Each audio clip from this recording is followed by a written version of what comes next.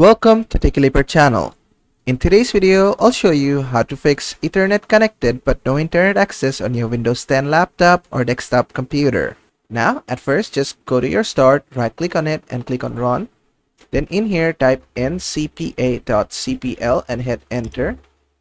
From here, if you're using Wi-Fi, you're gonna see Wi-Fi, and if you're using Ethernet, you're gonna see Ethernet. So just whatever you see, just right-click on it and click on Disable.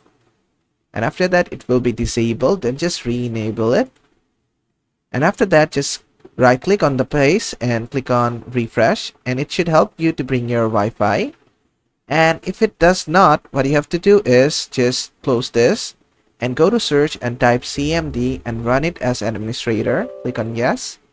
And after that, in here, you need to type these two commands. So just copy the first one and paste it. It is netsh winsock reset catalog. Just type this and hit Enter.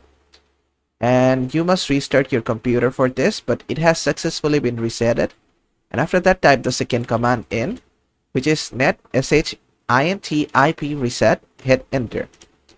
As you can see, it has resetted everything in our computer, network based. So we need to just go ahead and restart our computer, and after that, our problem will be fixed. And basically, that is how to fix Ethernet connected but no internet access on your Windows 10 laptop or desktop computer.